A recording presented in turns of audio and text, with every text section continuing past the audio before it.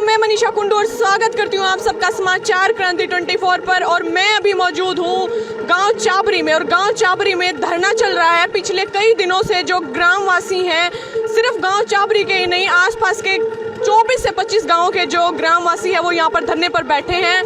बात करें, सिर्फ बुजुर्ग ही नहीं, महिलाएं भी, जवान भी और छोटे से लेकर बड़े बच्चे सब यहाँ पर मौजूद हैं, इस धरने पर बैठे हैं। जो सरकार ने यहाँ से हाईवे निकाले हैं, तो गांव चाबरी के पास यहाँ पर जलेबी चौक पड़ता है, तो यहाँ पर आने जाने का रास्ता मांग रहे हैं किसान। यहाँ पर कोई भी सुविधा नहीं है, उनके खेतों के लिए भी जायज जो रास्ता है वो नहीं है, गांव में आने जाने के लिए भी नहीं है। जो अंडरपास बनाए गए हैं उनमें इतना पानी भरा हुआ है कि जो स्कूल की बस हैं वो भी निकलती हैं तो वो वहाँ पर पानी में डूब जाती हैं। तो इसी के लिए, इसके विरोध में कि हमें रास्ता दिया जाए और जो व्यवस्था है उसको बनाया जाए, इसके विरोध में यहाँ पर 24 से 25 जो गाँव हैं उनके जो ग्रामवासी हैं वो यहाँ पर धरने पे पिछले कई दिन से बैठे हैं। और विधायक भी यहाँ पर जायजा लेने आ चुके हैं, एसडीएम भी आ चुके हैं, लेकिन अभी तक कोई भी समस्या का हल नहीं निकला है। और किसान मोर्चा के तमाम जो प्रधान हैं, अध्यक्ष हैं, वो भी यहाँ पर लगातार आ रहे हैं। समस्या का जो सामना है उसका हल निकालने के लिए सब कोशिश कर रहे हैं। और यहाँ पर आज हमारे साथ लाइव जुड़ चुके हैं किसान जो अध्यक्ष हैं, वो यहाँ पर हमारे साथ जुड़ चुके हैं।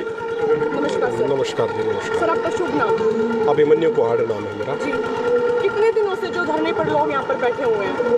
देखो, लगभग 12 तारीख से इन्होंने धरना लगा दिया था, तो आज इस धरने पे 21 दिन हो गए हैं। उससे पहले जनवरी के महीने में इन्होंने धरना लगाया था और 20 मार्च तक वो धरना चला था।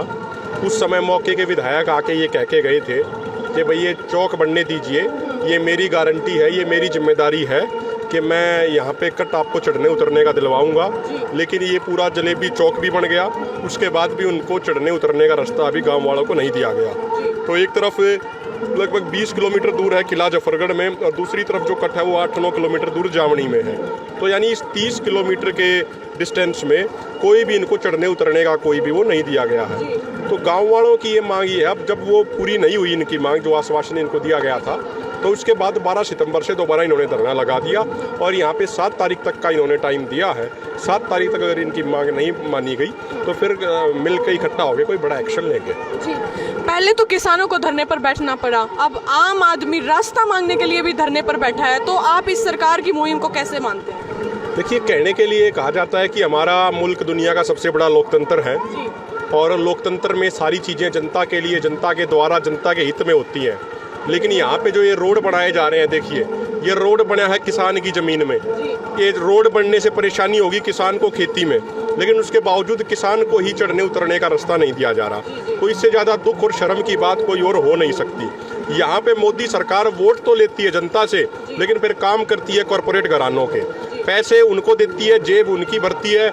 आज देखिए, आप कोई भी कृषि उत्पाद हो या कोई भी कृषि यंत्र हो, दूध हो, दही हो, लस्सी हो, रोटावेटर हो, कोई और कृषि यंत्र हो, सबके ऊपर जीएसटी लगा दिया गया है।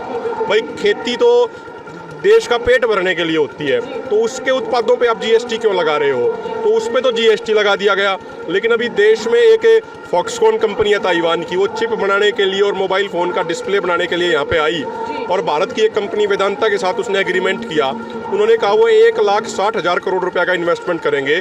तो भारत सरकार कहती है कि 1,60,000 करोड़ में से 80,000 करोड़ हम आपको देंगे। भाई, उनको आप 80,000 करोड़ दे रहे हो, लेकिन जब किसान अपने हक मांग रहा है, लोग रास्ते मांग रहे हैं, तो आप उनको रास्ते नहीं दे रहे हो। तो ये जो सरकार की नीति नियत है वो ये है कि पूरे देश को बेच के, पूरे देश की संपत्ति को बेच के, नीलाम करके कुछ चंद पूंजीपति घरानों के हाथ में दे दिया जाए। 2014 में जब मोदी जी प्रधानमंत्री बने थे, उस समय गौतम अडानी दुनिया के 208वें नंबर के अमीर होते थे, आज वो दूसरे नंबर पर पहुँच गए हैं। तो अगर इस देश में पिछले 8 सालों में किसी ने तरक्की करी है तो मुझे लगता है वो गौतम अडानी ने करी है। बाकी तो सबकी दुर्गति होती चली गई। 14 करोड़ लोगों की नौकरियां खत्म हो गई। सरकार ये वादा करके आई थी हम 2 करोड़ सालाना नौकरी देंगे, लेकिन 8 साल में 16 करोड़ नौकरी देने की बजाय 15 करोड़ नौकरी खत्म कर दी। अगर बात हरियाणा की करें तो हरियाणा में आज बेरोजगारी 40% के आसपास है। हरियाणा में किसी चीज़ में तरक्की नहीं हुई, सिर्फ एक चीज़ में तरक्की हुई है, शराब के ठेके खुलने के मामले में। आप कहीं भी चले जाइए हरियाणा में, हर गाँव में पूरे 5 स्टार शराब के ठेके खोल दिए हैं। इनकी सरकार की कोशिश है कि नौजवान नशा करे, नौजवान शराब पिए, वो नशा करेगा तो वो सवाल पूछना भूल जाएगा, सवाल नहीं पूछेगा, वो सवाल नहीं पूछेगा तो ये सरकार पूरे देश को वैसे कॉर्पोरेट घरानों के हाथों में दे देगी। दूसरी तरफ जो सारे विभाग हैं उनको प्राइवेटाइजेशन किया जा रहा है, उसके बारे में आपका क्या कहना है? देखिए, जो मैंने बात कही, पूरे सरकार का एजेंडा यही है कि सभी चीज़ों को बेच के कॉर्पोरेट घरानों के हाथ में दे दें ताकि उनके पास खूब वे मालामाल हो जाएं और जनता कंगाल हो जाए। ये सरकार का एजेंडा है। आज आप यहाँ पर पहुंचे हैं, पूरी किसानों की कमेटी भी यहाँ पर मौजूद है, तो क्या रणनीति बनाई गई अगर मांगे नहीं मानी गई? हमने ये कहा है इनको 7 तारीख को अपना फैसला लेंगे।